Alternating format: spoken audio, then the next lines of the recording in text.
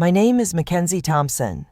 I'm 28, and if you've ever been that one person at the holiday table who feels more like an accessory than family, just smile for the photos.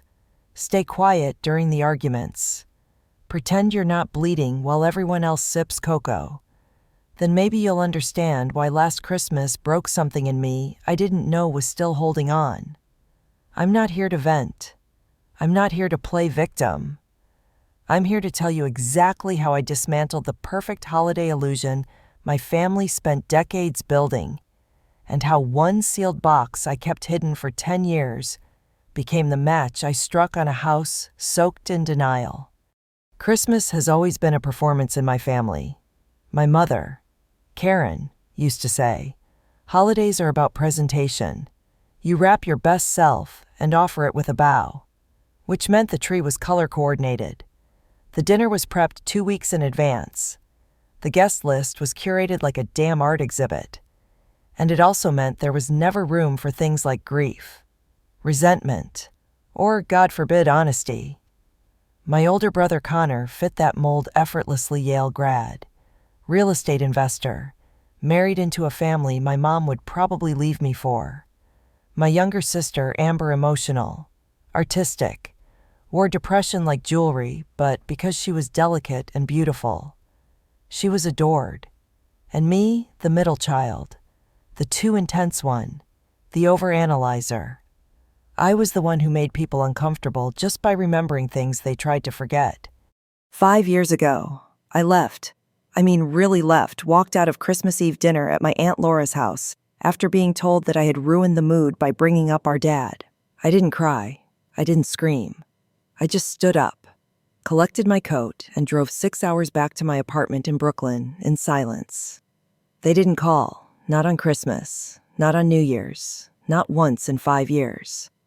And maybe that silence should have told me everything.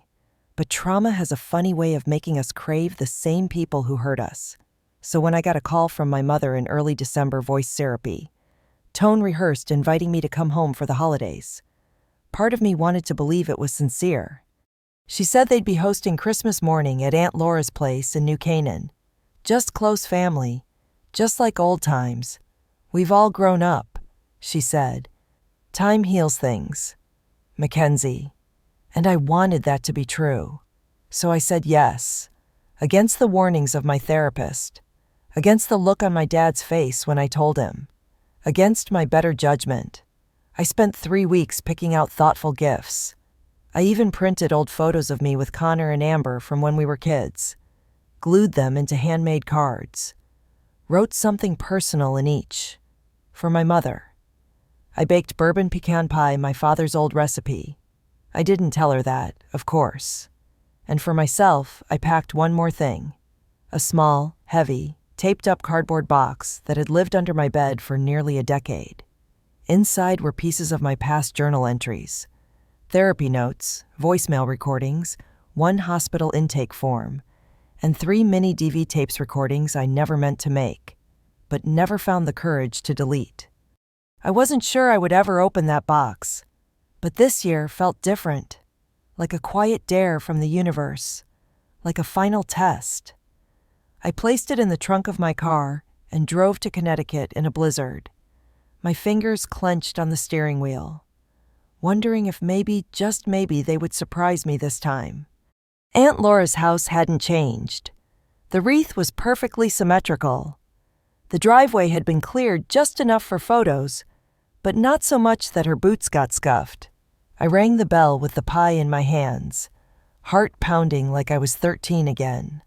Amber opened the door and smiled, hesitant. Polite. She air-kissed my cheek, complimented my coat, then disappeared back into the sea of laughter behind her. No one rushed to greet me. No one said, "We missed you." My mother offered a glance and a smile like I was a guest from church. Connor didn't even look up. The living room was a catalog-spread gold-wrapped presents under the 9-foot artificial tree. Twinkling lights, cinnamon-scented candles, everything perfectly in place except me. We began unwrapping gifts like we were on a schedule. Connor opened a leather briefcase with a handwritten note tucked inside. To my firstborn, the one who always leads with strength and grace. Amber received a framed portrait of the three of them, taken during a trip I wasn't invited to. To my angel, thank you for teaching me how to feel again. Aunt Laura got a bracelet white gold and a card calling her my backbone during difficult years. Then the room got quiet. All eyes briefly flicked to the tree, then back to their gifts, then to me. I waited, 1 minute, then 2. Then I asked the question like I already knew the answer. Hey, is there something for me under there? My mother didn't even look up. She stirred her cocoa with 2 fingers around the handle, watching the swirl like it offended her. No, she said, because you've given us nothing, not even respect. And there it was, the line I didn't know I had been rehearsing to hear, the confirmation that I hadn't misread the past 5 years, that their silence wasn't forgetfulness, it was a verdict. I looked around the room. Amber's eyes dropped, Connor smirked, Aunt Laura adjusted her sweater. No one said a word. It was a massacre disguised as a moment. And I didn't flinch. I just stood, walked upstairs in silence, opened my overnight bag, and pulled out the box. I carried it back down like a lit fuse. The second they saw it, everything changed. My mother's spoon stopped spinning. Connor's smirk dropped. Amber straightened. Aunt Laura went pale. I didn't have to explain what it was. They knew. They recognized the shape. The silence in the room turned heavy like wet cement about to set. I placed the box on the coffee table. No announcement. No accusation. Just the quiet thud of proof. Connor opened his mouth, but nothing came out. Amber whispered, "Mac, is that what I think it is?" I didn't answer, because it didn't matter. They already knew. What mattered now, what would matter for the next 24 hours, was what I planned to do with it. No one moved, not immediately. The box sat there like a loaded weapon, innocent in appearance, but pulsing with something ancient and unresolved. I didn't say anything. I just stood beside it, silent, not triumphant, not angry, just ready. I had imagined this moment before too many times. In some versions, I cried. In others, I screamed. But this version, this was colder, more surgical, like watching a patient flatline after years of misdiagnosis. My mother was the first to speak, her voice brittle and slow. "You kept that?" she asked, almost as if it betrayed her. After all this time, I turned to her and replied evenly, "You made this morning about respect. Let's talk about what that actually means." Connor scoffed. "So, what this is your idea of payback? A box of bitter memories you hoarded like a stalker." His voice was smug, dismissive. He always did this, turned conflict into condescension. I didn't take the bait. I walked to the box, peeled back the tape, and lifted the lid. Inside were 3 labeled mini DV tapes, several sealed envelopes, a manila folder, and a black and white photo of me at age 10, sitting on the floor, eyes wide, clutching a camcorder. Amber gasped softly. "I remember that camera. Grandpa gave it to you. You used to film everything. You were obsessed." I nodded, and sometimes I forgot to turn it off. Connor shifted uncomfortably. "You're not seriously saying you filmed us without permission? That's illegal." I smiled small, exhausted. It was never for anyone else. It was for me, because I knew. Even then, no one would believe me unless I had proof. I handed one of the tapes to Amber. Her fingers shook as she read the label, Christmas Eve, 2005. Yelling, glass, chair. My mother's eyes darted toward it like it might detonate. "You can't be serious. That was a stressful year. You don't understand what was happening back then." Her voice cracked on the last word. And for the first time, I saw something that looked vaguely like fear behind her carefully painted face. Amber slid the tape back into the box. She wasn't crying, but her mouth had gone slack. "I was 10, she whispered. "I remember not sleeping. I came downstairs that night and heard you screaming. You threw something. Mom, you threw a chair." She turned to our father, now slowly rising from the recliner. "And you were yelling at her. You told her to shut up or you'd—" Her voice faltered. "You told her she ruined everything." Our dad, tall, quiet, always half in shadow, stepped forward. We were under pressure. Financial, emotional. It was complicated. I turned to him. Sharp now. "You called me a mistake. You told her having me ruined her body. Then you joked about sending me to live with Aunt Laura." And everyone laughed. Laura stiffened as if stung. "That's not what I meant," she muttered, not meeting my eyes. "You were always dramatic." The word landed like spit. "Is that what you called it when I got a concussion at 16 and told the ER I fell down the stairs?" I asked. "Was it dramatic when you saw the bruises and said nothing?" My mother gasped. "You told us you slipped. You insisted. We thought you were just trying to get attention." I pulled a sheet from the manila folder, an ER intake form with my name, the date, and the note: possible head trauma, bruised ribs. Amber covered her mouth. "You were in the hospital." I nodded, but I didn't go alone. Jason drove me. He saw everything. At that moment, Amber's husband, silent until now, looked up. "I remember that night. You were shaking. You said you fell, but something felt off." The room pulsed with rising tension, like a balloon stretched too thin. Everyone seemed to be recalculating, reinterpreting memories they had buried and rewritten. "Connor paced. This is insane. You're rewriting the past just to play hero. Do you have any idea what this could do to this family?" I raised an eyebrow. "You mean telling the truth?" My mother's voice rose, shrill and cracking. "You think bringing this up now makes you righteous? You're just bitter. Mackenzie, this isn't justice. It's revenge." I stepped forward, my voice quieter than hers, but far more dangerous. "No, this isn't revenge. This is recognition. I spent 20 years being your scapegoat, the one you blamed when things cracked. And now I'm the mirror you can't avoid." Amber sat down again, the tape still in her hands. "We let it happen," she said. "All of us. We let you carry it." The silence after her words felt different, not cold, but heavy with something else. Guilt. Maybe. Or understanding. Aunt Laura looked at me, her expression guarded. "What do you plan to do with all of this?" I didn't answer right away.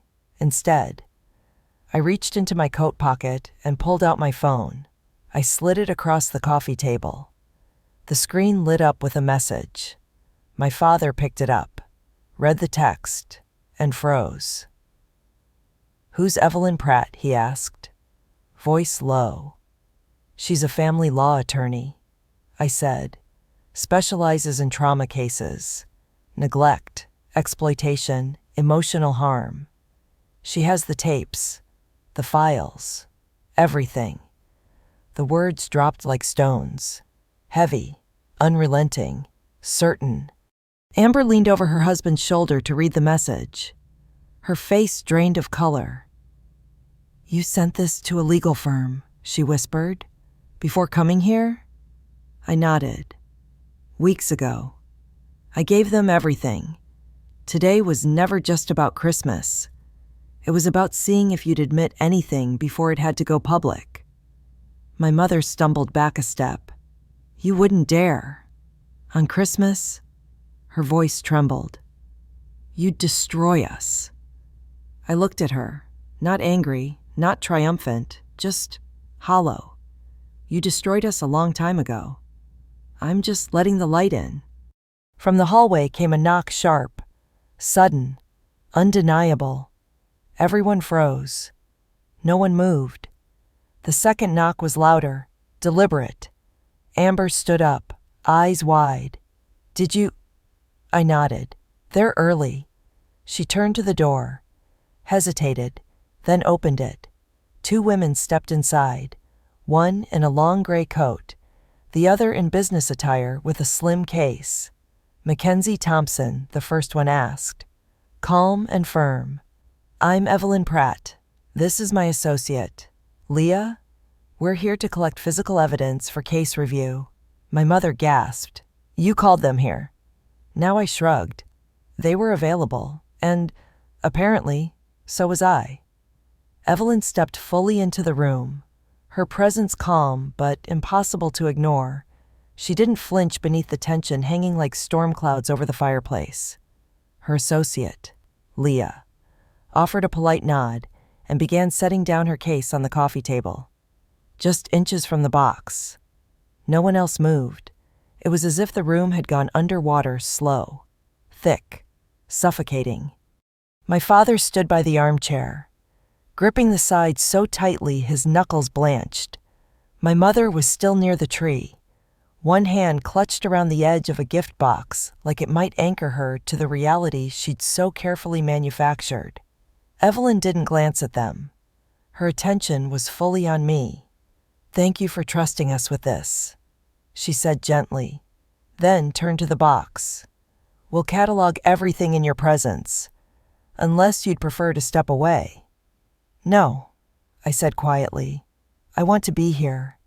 Leah slipped on a pair of nitrile gloves and began pulling out the contents of the box one by one. Each item was photographed, logged, and placed into labeled folders.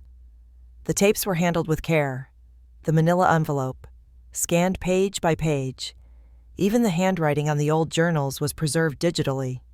I watched every motion like it was surgery. The slow, precise kind that removes tumors no one else believed were real.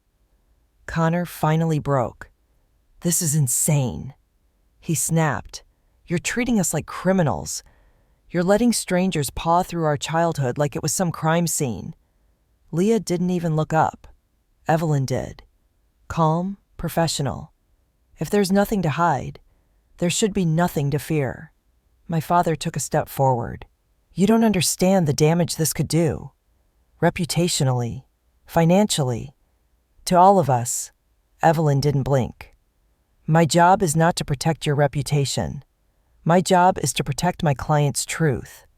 Jason, who'd been silent beside Amber, suddenly spoke. I need to understand something," he said, looking at me. "You kept all this for years. Why now?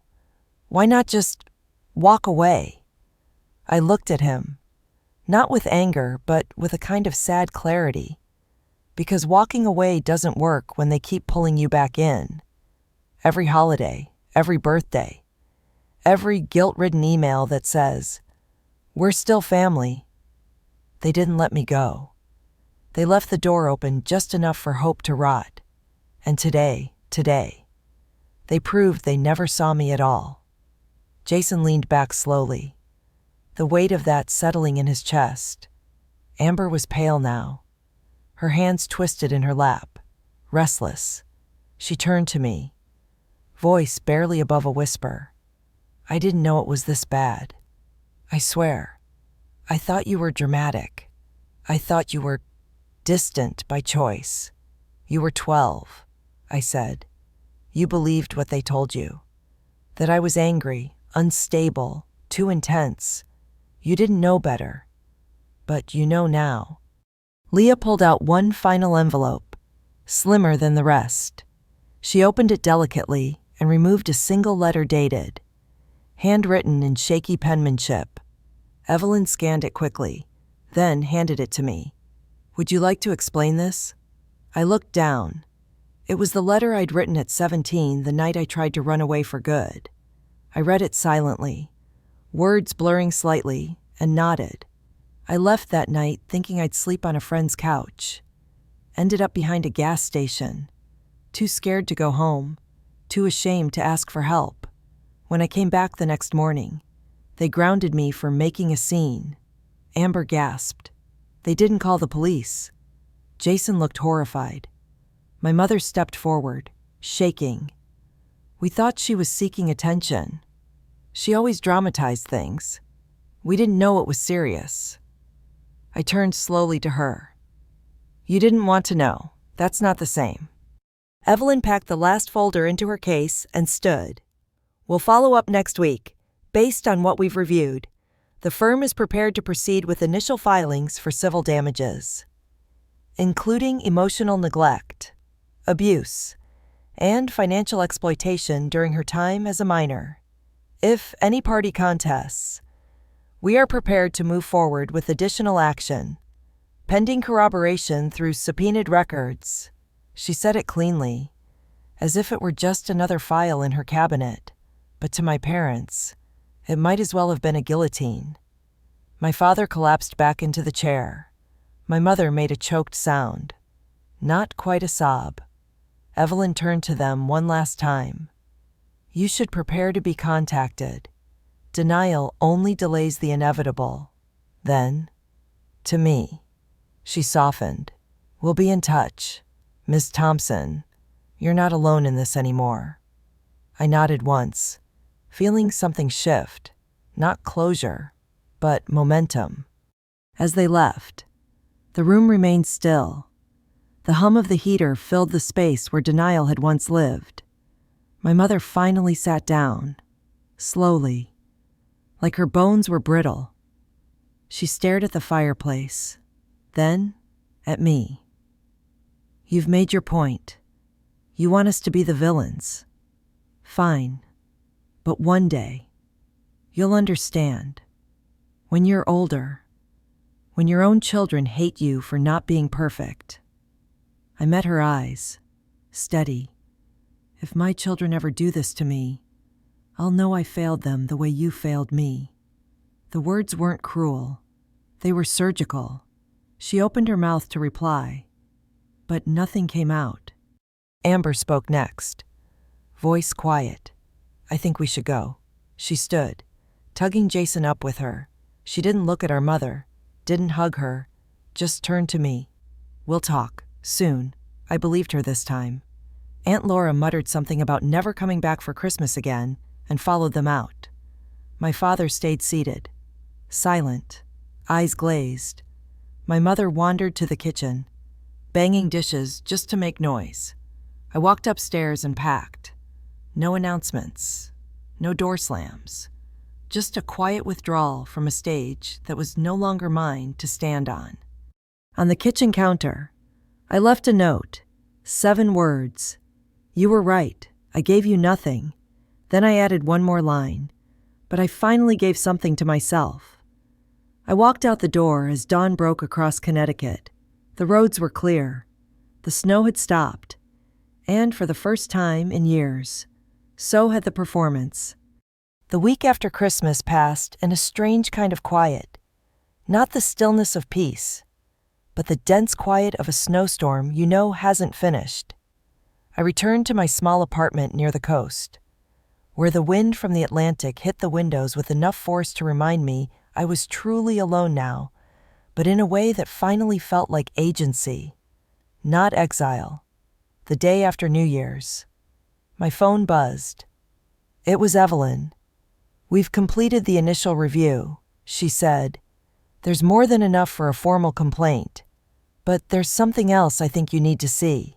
She emailed me a scanned document bank statements from an account that had been opened in my name when I was 10. A college fund. My mother had always insisted it was closed after the 2008 crash. Nothing survived the recession, she'd said, but the truth was inked in numbers. The account had been siphoned year after year until it hit zero in 2012. Withdrawals matching family vacations I was never invited to. Spa days. Furniture purchases.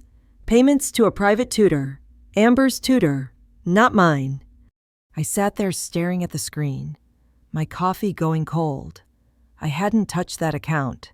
I didn't even know how to. Evelyn's voice returned on speaker. We're adding financial exploitation of a minor to the list. There may be grounds for restitution, depending on whether we can prove intent. The word intent echoed in my mind like a verdict. They hadn't just neglected me emotionally. They drained me literally of every future they claimed to be saving for me. And they did it with the same smile they used to ask for thank you cards at Christmas. "What do you want to do with this?" Evelyn asked. I didn't answer right away, not because I didn't know, but because I knew exactly. And it would require one more conversation with Amber. She called me first, late January.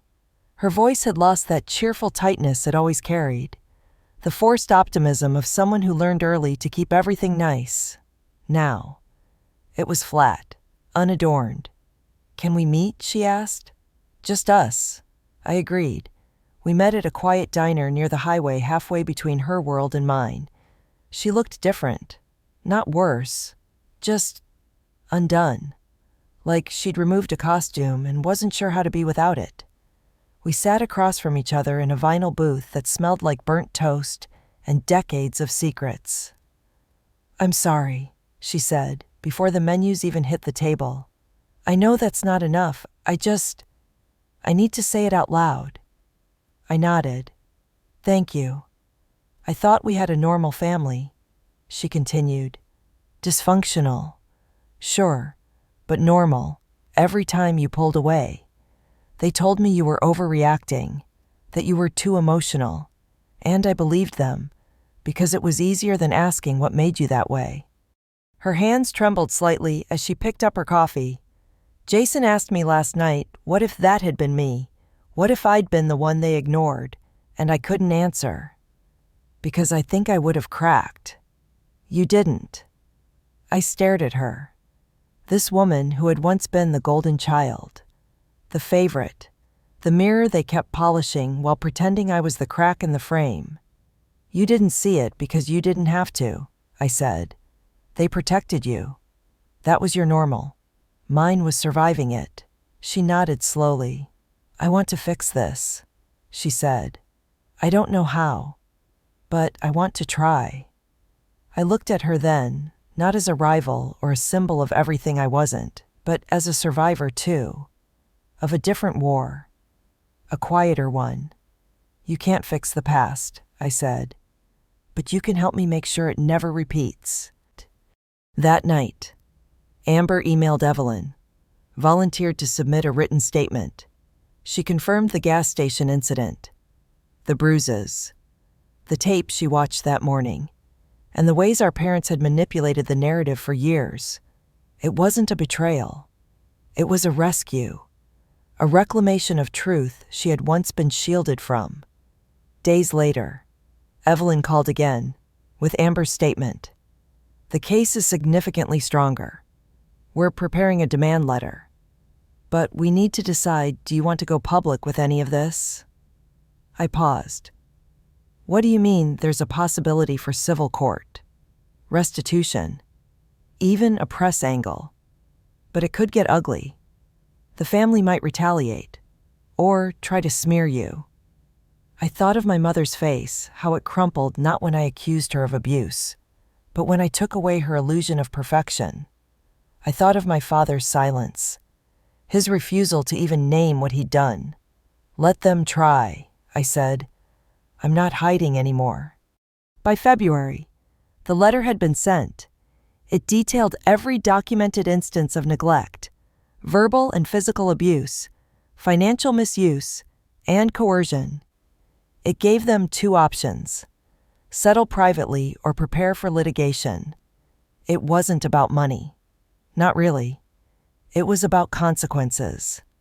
About refusing to let them write the ending to a story they barely understood. The response came in silence. No calls. No emails. Just one official letter from a family lawyer 3 weeks later, dripping in language about character assassinations, emotional exaggeration, and the unfortunate weaponization of childhood misunderstandings. But they didn't deny the account, or the bruises, or the hospital visit. They knew. They just didn't want to admit it out loud. Amber called again. "They're furious," she said. "Mom says you're trying to destroy her legacy. That you're turning me against her. I sighed. You were never hers to own. Amber didn't argue. She just said, Jason and I are thinking about moving. Maybe out of state, somewhere quieter. You should. I said, you deserve better. She hesitated. So do you. I thought about that long after we hung up. Whether I believed it, whether I'd ever believe it. Healing, I was learning, isn't a moment. It's a series of small permissions you give yourself. To be angry, to be at peace, to stop apologizing for surviving. And the more I leaned into that truth, the less weight the past seemed to carry. In early March, I returned to therapy, real therapy, not the kind they forced me into as a teenager to make me less difficult, but the kind that let me name things.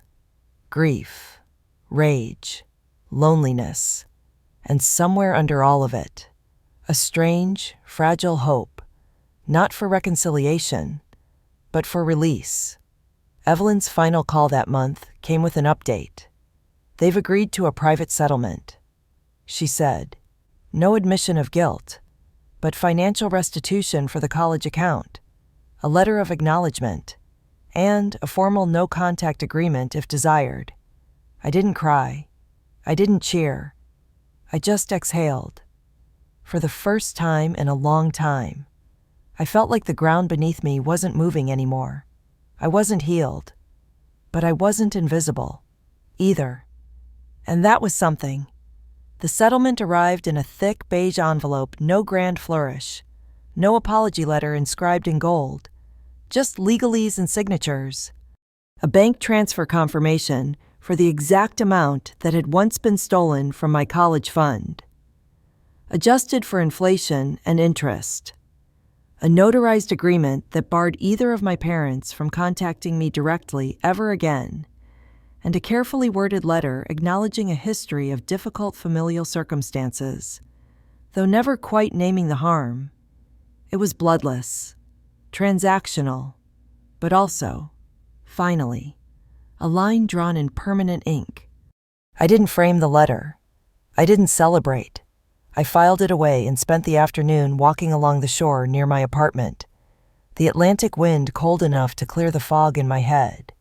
For the first time in my life, there were no strings left tying me to that house, that tree, those mornings filled with polite cruelty and cocoa-stained silence. My father never called. My mother didn't send another letter. I imagine they told their friends I'd had a breakdown, or maybe that I'd always been the troubled one. That narrative had served them well for so long, why change it now? Amber and I met again that spring. She brought Noah, who clung shyly to her coat before warming up over pancakes and crayons. Jason couldn't make it work, she said, but I could see something had shifted in her. She was softer, less polished, as if stepping out of our parents' orbit had allowed her to find her own gravity. We're moving to Vermont, she said. Found a place with a big yard and actual silence, not the kind you have to perform over. I smiled. That sounds like peace. She hesitated, then reached into her bag and pulled out a small box. This is for you, she said. I opened it carefully. Inside was an old photo of us, Amber and me, maybe 8 and 10 on a tire swing in the backyard of our first house. Before the remarriage, before the hierarchy, before things got quiet in the worst way. On the back, she'd written 5 words. We should have asked you sooner. I didn't cry, but something in me settled. Like a puzzle piece that had been missing for years, had finally slid into place, not completing the picture, but making the emptiness make sense. I put the photo on the fridge when I got home, not as a shrine to the past, but as proof that even broken stories have moments worth salvaging. In therapy, I told my counselor I wasn't angry anymore. At least not every day. Some days. It came back a smell, a phrase, a child at work flinching the same way I used to. But I didn't carry it like armor anymore. I let it pass through me, like wind through a house with open windows. By the end of summer, I'd started volunteering part-time with a family advocacy center, not out of revenge, not to stay in the past, but because I knew what it felt like to be gaslit by the people who swore they loved you. I knew what it meant to question your own memory just because no one else validated it. And I knew how life-saving it could be to have someone finally say, "I believe you." The work didn't heal me, but it gave my pain a place to land, a use, a name. One night, I got an email from Evelyn, subject line closure if that's a thing. In it, she told me the firm had completed all filings, that my case had been added to an anonymous impact report they used for internal training, how to handle family-based trauma with nuance. Not just paperwork. She said something I didn't expect. You were one of the most composed clients we've worked with, but also one of the loneliest. I hope you find what you're still looking for. I stared at that sentence for a long time. Loneliness. It had been my companion longer than I realized, even when I was surrounded by people, especially then. That Christmas, I didn't go anywhere. I bought a small tree from the lot around the corner, the kind with bald patches and 2 short needles. I decorated it with mismatched ornaments I found at thrift stores, no themes, no color palettes, just fragments of stories that once belonged to other people. I made cocoa, but didn't match the mugs. I played music, but let it skip and crackle. And when the day came, I didn't wait for a gift. I didn't check the mailbox for a card. I just lived. Quietly, softly, fully. Sometimes, people ask me if I regret it. The tapes, the lawyer, the public rift that tore through what little image of family we had left. And I tell them the truth. I regret nothing except how long it took me to believe I deserved more. It wasn't about vengeance. Not really. It was about permission to rewrite the narrative I'd been handed since birth. To stop being the background character in someone else's curated holiday portrait. To become the protagonist of my own life. Amber and I still talk. Not every day, but often enough. She sends pictures of Noah building snow forts and losing teeth. We've begun, slowly, carefully, building something neither of us had, growing up a relationship not built on shared silence, but shared choice. She's learning to stop apologizing for what she didn't know. I'm learning to stop punishing her for what she couldn't see. We're learning that healing isn't clean. It's messy, it's uneven, but it's possible. There are no more Christmases at the old house. No more staged mornings or curated gift piles. My parents' world continued, I'm sure, but without me in the frame. And that, more than any settlement or letter or court ruling, is the real justice, because I am no longer theirs to misunderstand. I am my own. I belong to myself, and that's more than they ever gave me. Story 2. My name is Jonah Miles. I'm 45, a former carpenter turned recluse, after I lost everything in a fire 5 winters ago. I live alone in a cabin high up near Westridge Pass, the kind of place people forget exists unless they've got a map or a death wish. I chose it that way. After the fire took my wife and son, I didn't just retreat, I disappeared. The morning it all changed. The wind came down from the ridge like a beast that had been wounded fast, mean, and howling through the trees. I was splitting kindling just outside the porch, breath hanging in the air, steam curling off my bare arms like smoke.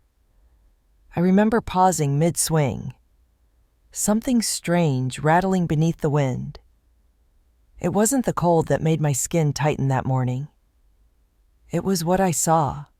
Footprints, 4 sets, winding up the trail, 1 adult, 3 smaller ones behind it, uneven, hesitant, like someone had dragged or rushed them along. I hadn't seen another soul in over 5 years. Then came the knock. 3 taps, soft, like whoever was behind it was unsure if they even had the right to ask. When I opened the door, a woman stood there. Her clothes were wind-whipped and threadbare. her eyes hollowed out like someone who hadn't slept in weeks. She looked around 38, give or take, though exhaustion aged her. In her arms, she held a coughing toddler. Behind her, a girl around 7 with a broken doll in one hand and a boy, maybe 9, tall for his age and standing just slightly in front of the others like he thought he had to protect them. The woman didn't beg. She didn't cry. She just said, "We won't stay long, but they don't deserve to die today." Her voice was dry, cracked from wind or disuse, maybe both. I didn't say a word. I stepped aside, let the door swing open, and walked back to the fire. The rest was up to them. They entered like ghosts, careful, quiet, as if they weren't sure if the place would vanish the moment they let their guard down. The girl's eyes locked on the stone mantel like she was memorizing every detail. The boy scanned the room like he expected something to jump out from the shadows. The toddler just whimpered, head buried in the woman's coat. "You got names?" I finally asked, voice rusty from weeks of silence. The woman hesitated, jaw tight. "We left him behind," she said. Not an answer, but it told me enough. I poured coffee from the same blackened pot I'd used since before the fire. She took it without thanks, without hesitation. I respected that. By nightfall, the kids had curled up near the hearth, exhausted and warm for the first time in who knows how long. The woman stood near the window, still holding the baby, still not sitting. "You ain't running from the cold," I said. "No." I didn't ask what she was running from. I already knew. The dark bruise on her wrist, the way the boy flinched at the creak of boots on floorboards, those were stories that didn't need retelling. I looked at my hands, the pale ridge scars from the fire catching the firelight. "I'll keep him warm," I said quietly. "I can do that much." She looked at me for the first time that night, really looked, and nodded. By the second morning, the snow had boxed us in. No way out, no way in.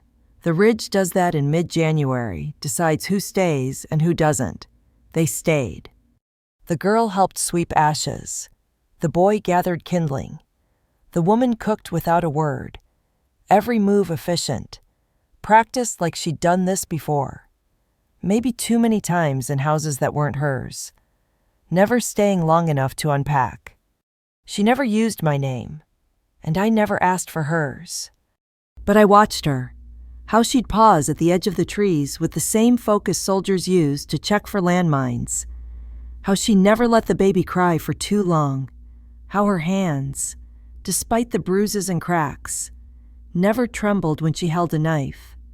"You expecting someone?" I asked once, watching her stare out into the forest longer than usual. "Not if we're lucky," she murmured. She didn't smile often, but once when the girl spit out my coffee and called it burned sock water, she almost did. When she brewed a better pot and silently handed it to me, I didn't say a word. I just poured out mine and drank hers. The kids started settling in. The boy carved little wooden wolves from scrap pine. The girl sat close whenever I worked with tools, watching like she wanted to learn. The toddler, now recovering, giggled every time I chopped wood. That sound soft and bright did something to me I hadn't expected, something I'd thought I'd buried with my son. One night, when the fire was down to coals and the kids were asleep, I finally asked her, "Where are you from?" She didn't meet my eyes. "Originally up near the lands west of Caldor, but they don't take kindly to widows with mouths and sons who don't bow. Your husband killed hauling freight 2 winters back. Called it an accident." She paused. "His family sold us off like leftovers, to a man who thought marriage came with chains. You killed him." "No, but I left him bleeding enough he won't run fast again." I didn't flinch.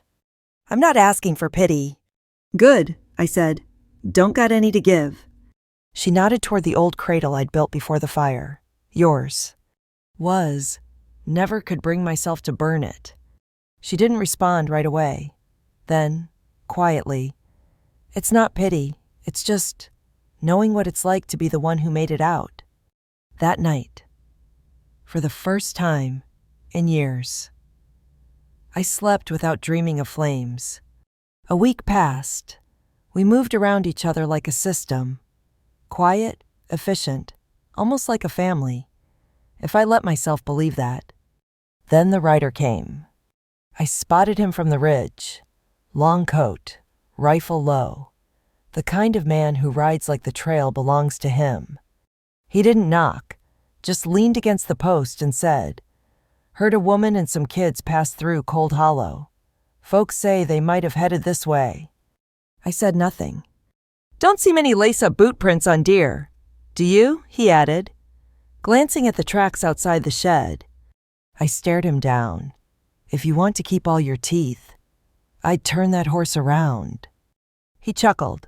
"Slow, cold, just a friendly tip. Charity like this, it usually costs more than you think." He rode off. That night, I bolted the door, sat with my shotgun across my lap while Maris, she finally told me her name, rocked the baby. "If they come again," she said, "I won't run." "You won't have to," I said. And this time, she believed me. The morning after the stranger on horseback showed up, I woke before light. I'd barely slept. Snow had fallen again in the night. Clean and deep, covered his tracks, like he'd never been there. But I knew better. So did Maris. She was already up, sitting by the fire with the baby sleeping in her lap. The girl, Lena, I'd learned was curled up close to her mother. The boy, Theo, was outside again, checking the edge of the woods like he expected a shadow to come walking out of it. And honestly, I wouldn't have blamed him. I joined him with a mug of weak coffee in my hand. The wind bit hard that morning. "You see anything?" I asked. He didn't look at me. Not yet. I nodded. "Don't stay out too long. The wind's turning." Theo hesitated before saying, "He waits. He doesn't come when you're watching. He waits till you blink." That line stuck with me. I didn't know what kind of man they were running from, but it was clear he wasn't finished. Inside, Maris was slicing dried venison into the pot. She moved like she wasn't even thinking about it, just muscle memory. Her eyes weren't on the food. They were on the trees. "You expecting him?" I asked quietly. She didn't look up, if we're lucky. No. That afternoon, Lena found one of my old whittling knives, started carving bark into the shape of a bird. I didn't even know she'd watched me do it. Theo fixed a hinge on the wood stove without being told. The baby Sam, she'd whispered once when she thought I wasn't listening, was giggling again. Sounded like music I hadn't heard in years. Still, Maris never unpacked. Didn't hang a coat. Didn't claim a corner. Like she thought we were on borrowed time. That night, the wind shifted again. Southbound. The kind that carries bad things with it. I was chopping kindling when I heard it a pop like a branch snapping in just the wrong way, only it wasn't wood. It was gunfire. Far off, but not far enough. Maris came to the porch, rifle in hand. No words passed between us. Her eyes said it all. We moved fast. The kids were inside in seconds. Theo grabbed the baby. Lena clung to her doll. Maris started boarding the shutters. I bolted the door. We didn't speak again until everything was secure. Then she said, "If it's him, he won't stop at a warning." I looked at her. "Then we won't treat it like one." Hours passed. The fire burned low. The kids eventually fell asleep in the back room. Maris sat at the table cleaning her rifle. She looked up and said, "You sure about this?" "No," I answered honestly, "but I know I won't let him take what he came for." She nodded once, then whispered, "You remind me of my brother." That surprised me. Yeah. He stayed. When nobody else did, it killed him. I didn't know what to say to that, but she didn't need a reply. The next day was dead silent. No wind, no birds. Nothing. We moved slow, quiet. I showed Theo how to load a shell, not because I wanted him to, but because he needed to know. Lena stuck by her mother like a second shadow. Sam fussed all morning. He could feel it, too.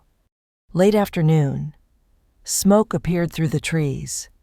Not from our chimney. Another fire. Close. I grabbed the scope and climbed the ridge. What I saw turned my stomach. 2 outbuildings near the trail burning. Someone had torched them. He was here. Maris came up beside me, wind catching the edges of her shawl. He's flushing us out, she said. Not happening, I replied. We have to run. I shook my head. He's cutting off the trail both ways. We run.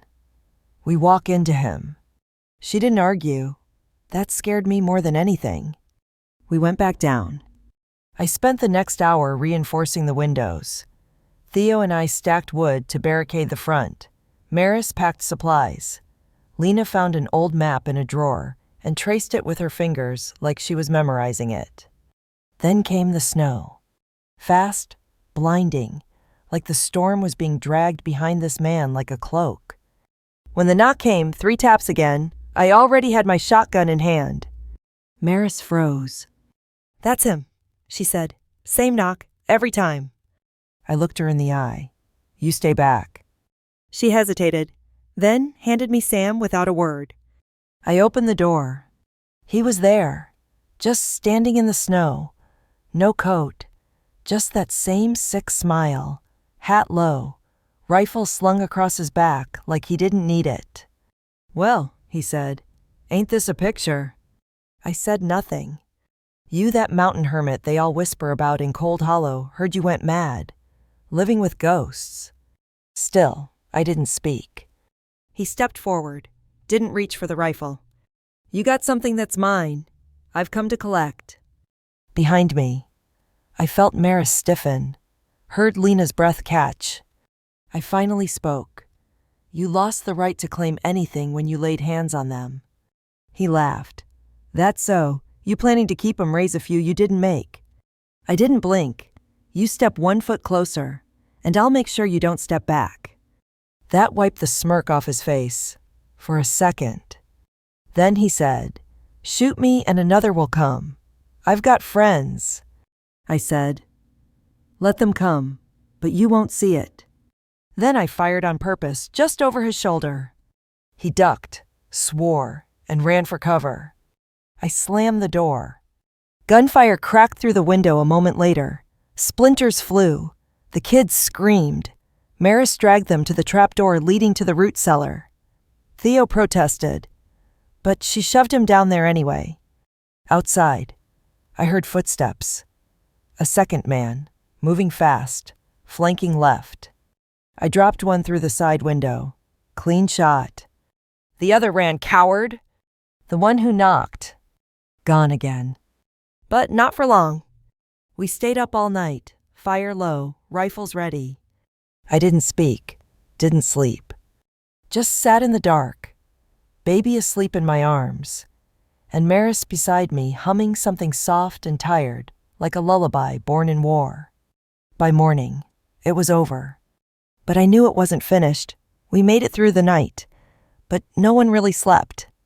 I sat on the floor with my back to the door, shotgun across my lap, while Maris dozed sitting upright, the baby bundled in her arms.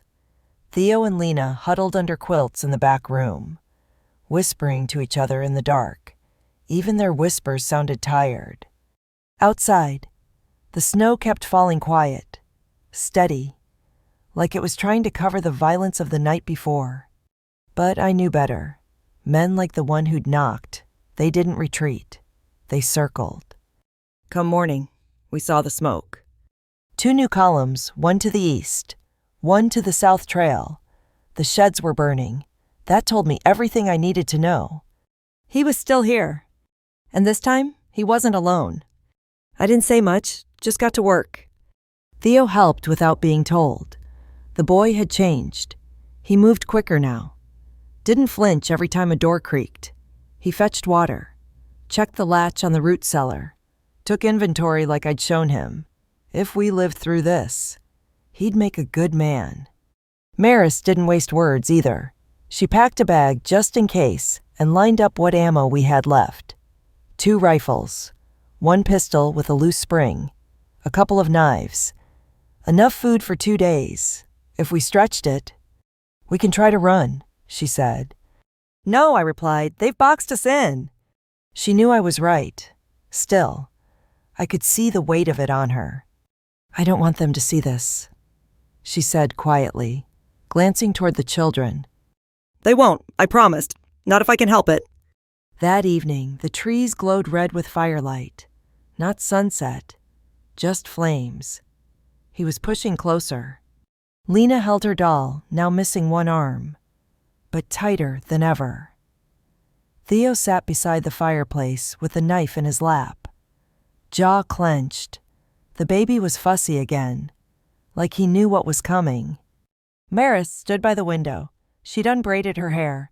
It hung loose, wild, like she wasn't hiding anymore. They'll come before midnight, I said. Try to flush us out. She didn't move, just nodded. Then we hold, she said. I checked the rifle, boarded the windows again, set traps where I could, and I waited.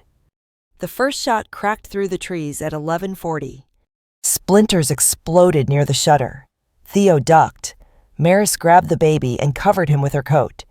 Lena crawled behind the table.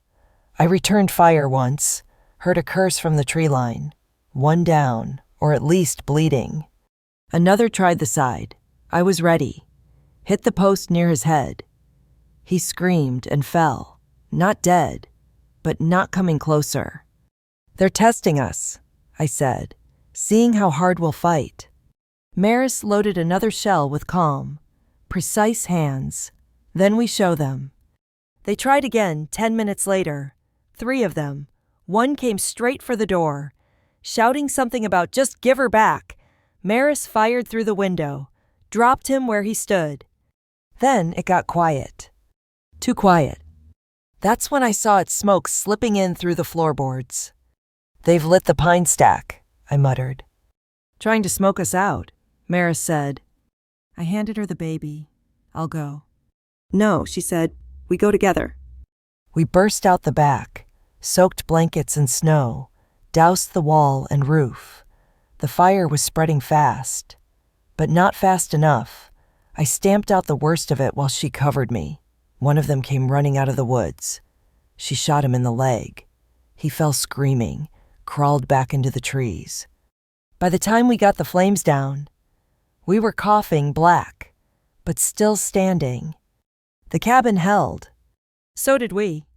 Later, when the quiet returned, we dragged the wounded man into the snow and left him there.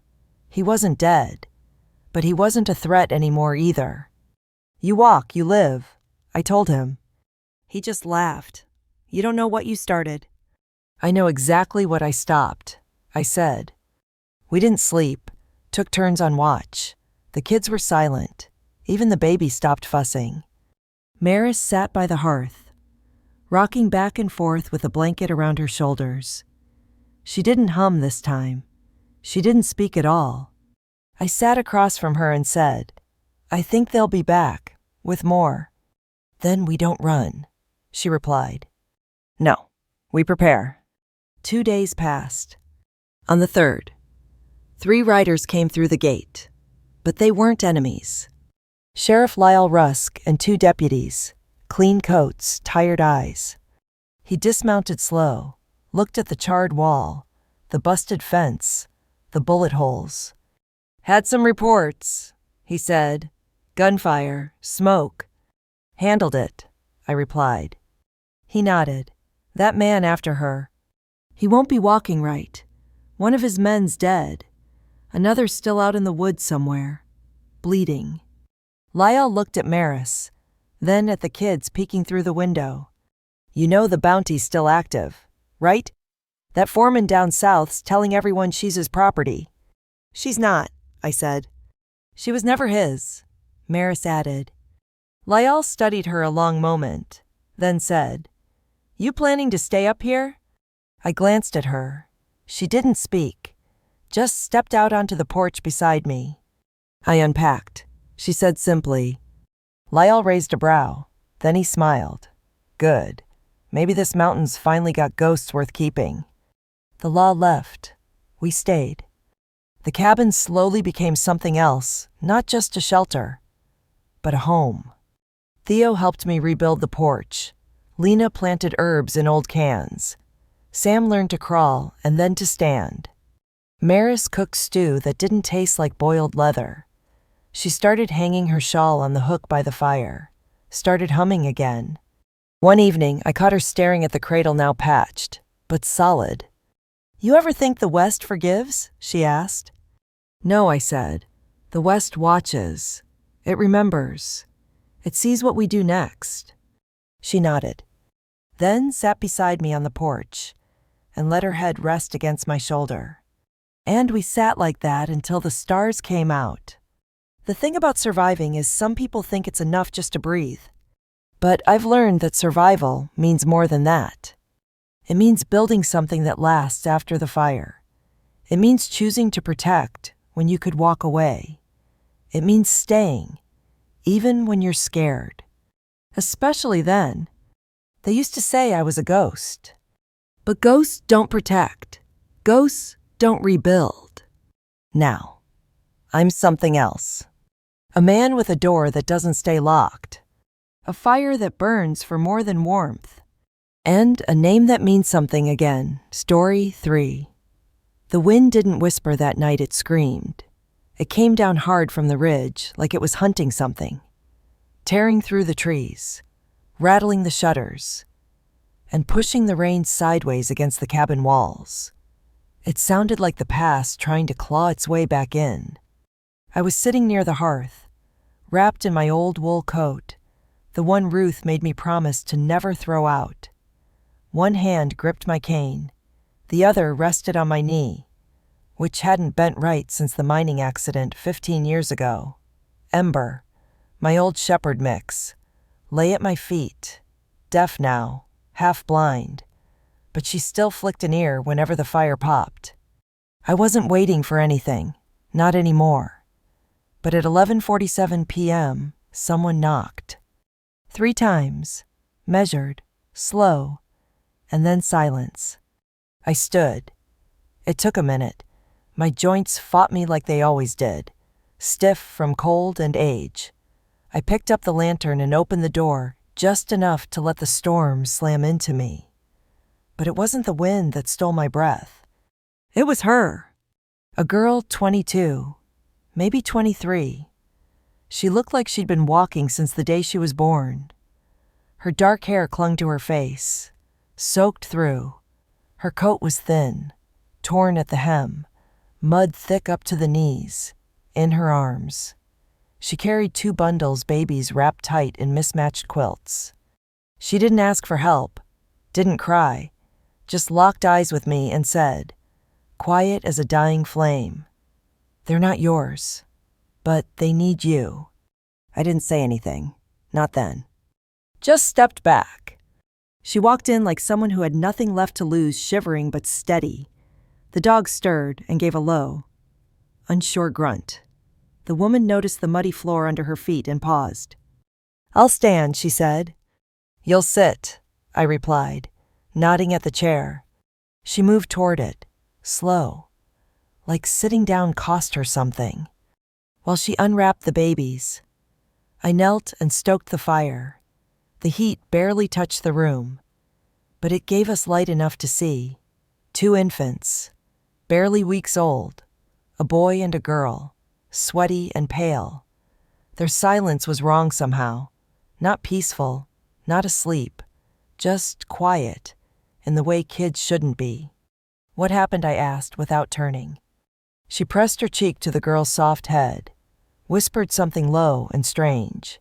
I didn't recognize the words, but I'd heard lullabies like that before, sung around fires on the edge of old lands.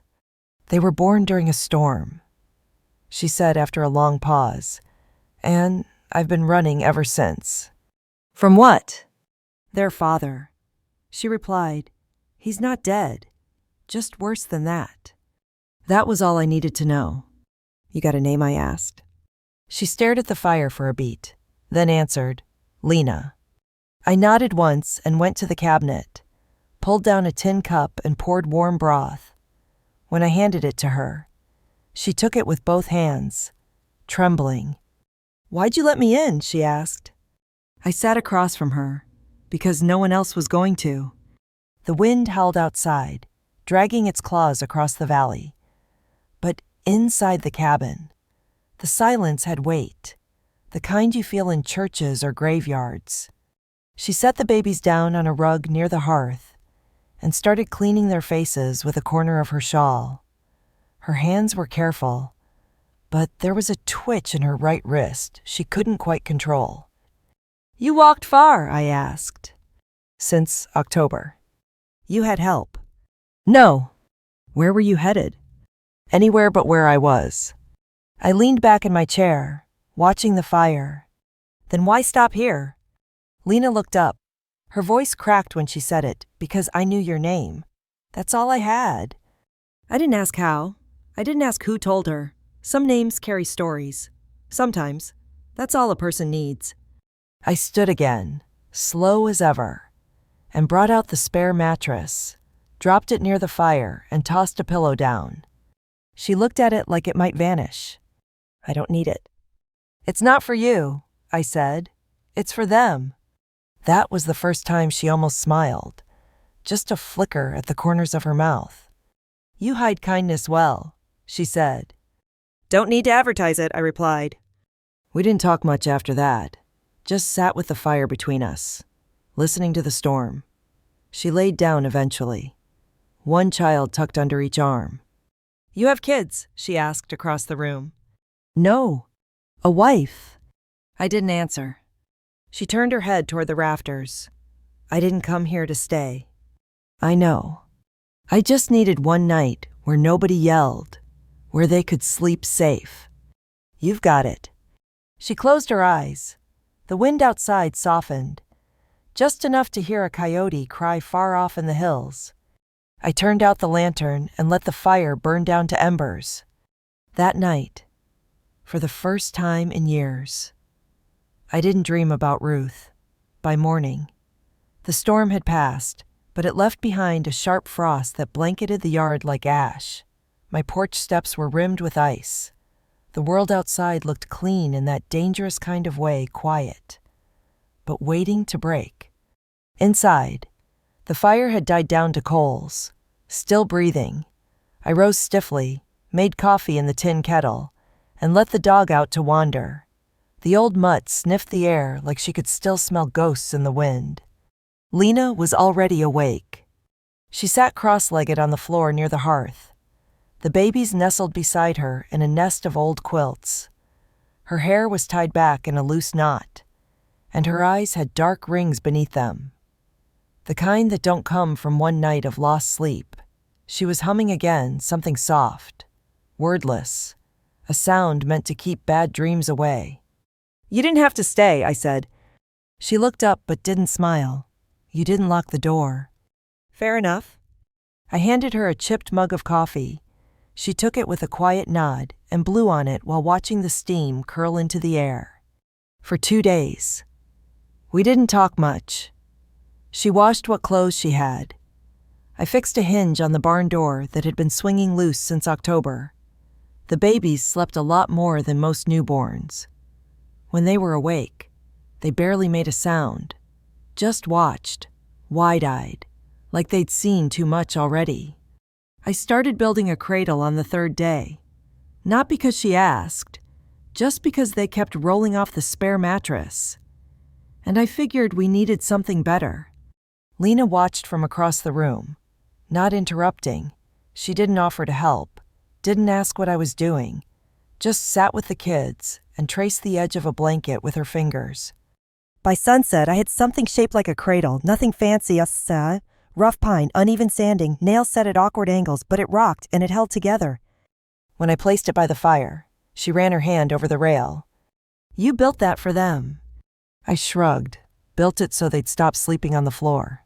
She laughed a little, not loud, just enough to notice. "That's how I know it's real," she said.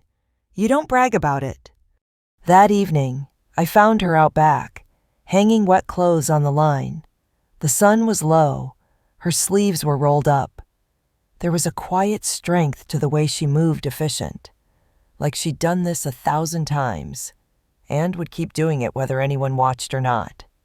"I got some old baby clothes in a chest upstairs," I said. She didn't turn. "You don't have kids." "No, but Ruth had plans."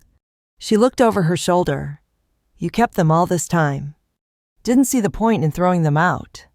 She gave the faintest smile and went back to pinning clothes. That night, she sat near the fire with one of the twins in her lap, slowly stitching a rip in her shawl.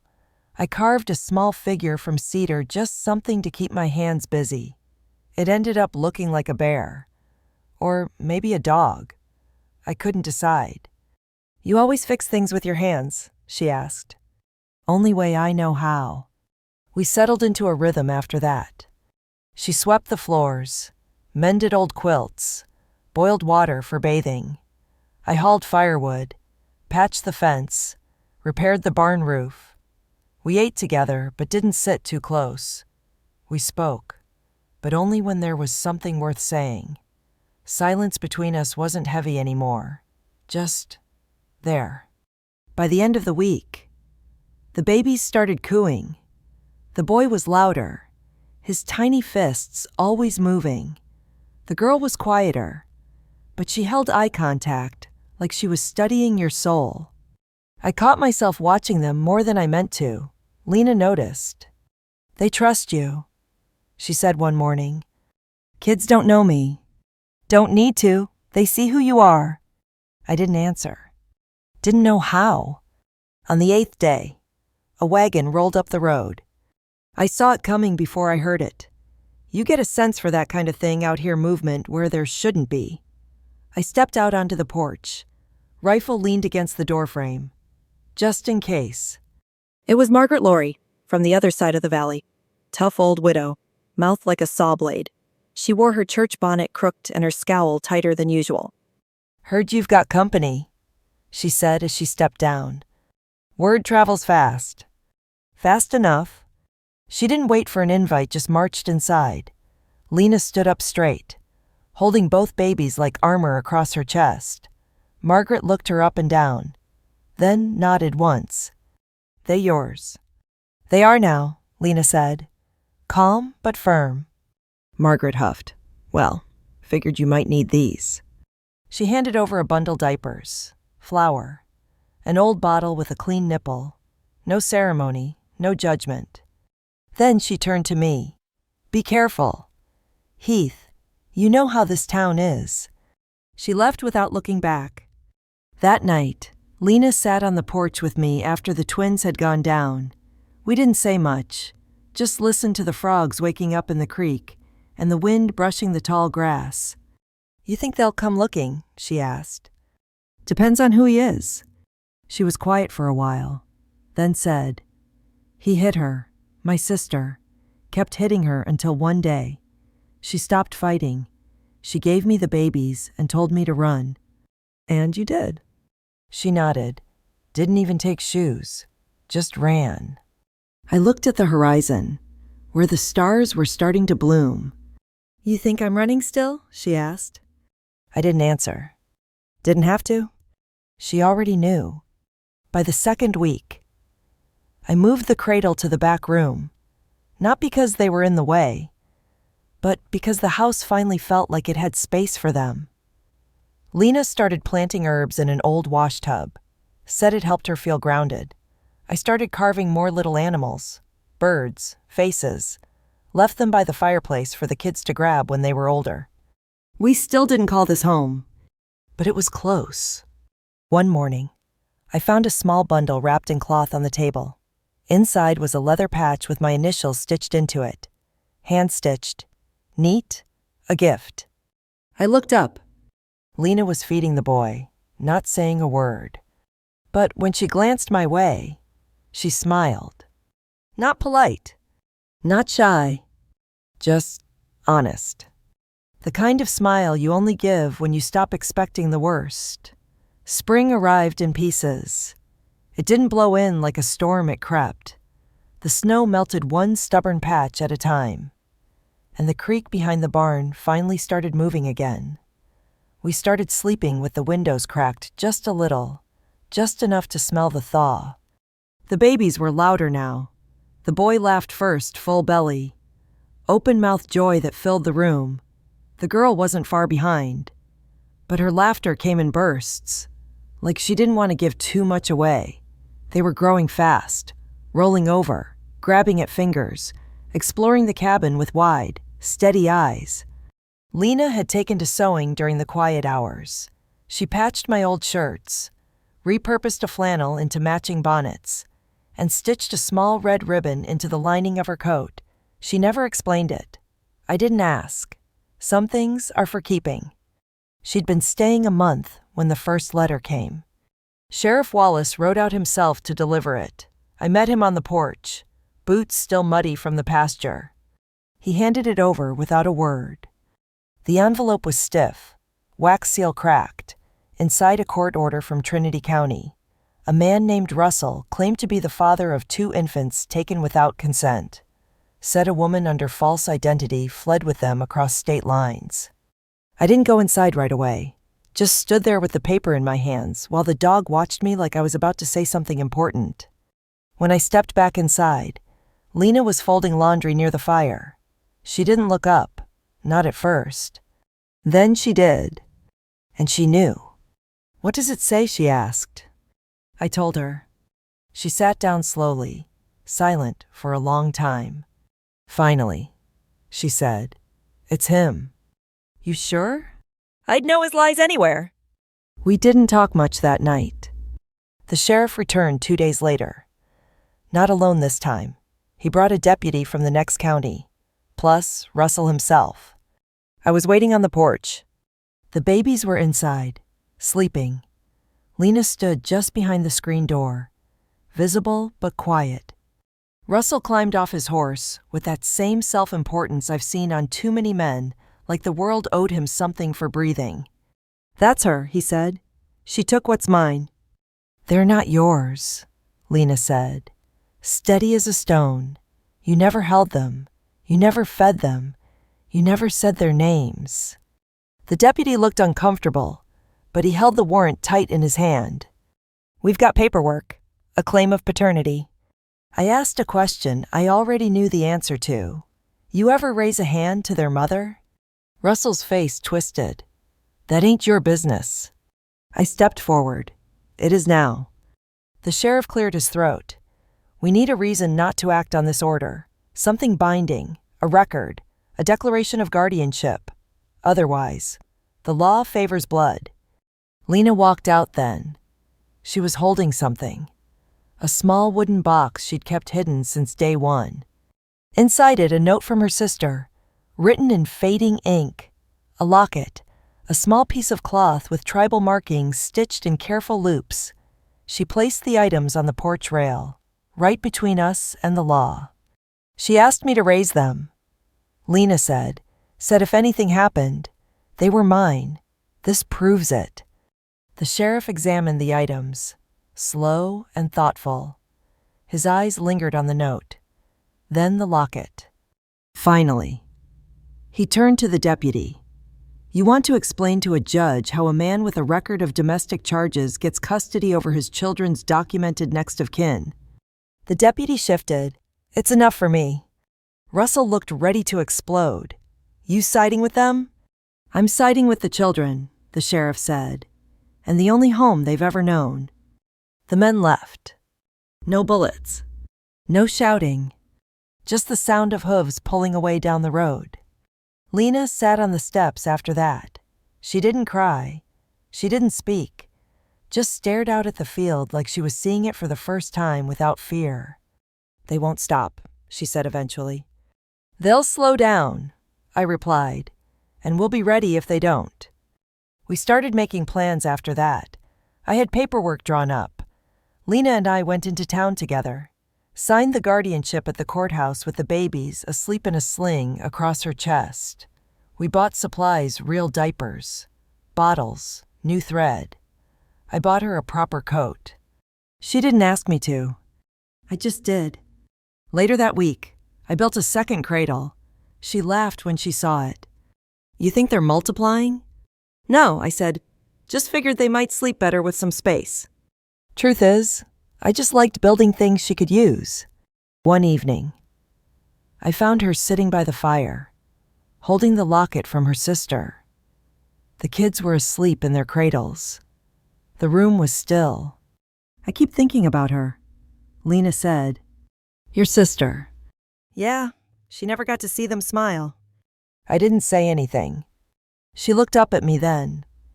You ever wonder why some people get to live through the worst of it while others don't? All the time. She held the locket tighter. I used to think I'd trade places with her if I could. But now. She looked over at the kids. Now I just want to make sure it meant something.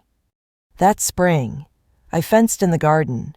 Lena planted rose corn, beans, herbs in the shade. The twins were crawling by then, picking up dirt, laughing at the wind. I started carving toys from leftover wood, simple ones. A bear, a rabbit, a teething ring I sanded down smooth. One morning, Lena left a bundle on the table. A stitched patch sewn into my coat pocket. It read, "For the man who answered the door." She didn't mention it, I didn't thank her. Some things you carry quietly. Later that summer, we had visitors, neighbors. Mostly, the ones who kept their distance before.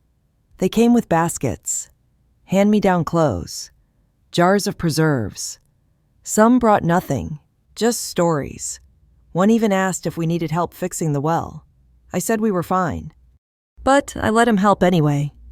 And when he left, he patted my shoulder like I was someone worth knowing again. On the last warm night of the season, Lena and I sat on the porch while the baby slept. The crickets were loud. The moon hung low and full. She looked over at me and asked, "Do you ever feel like this place changed you?"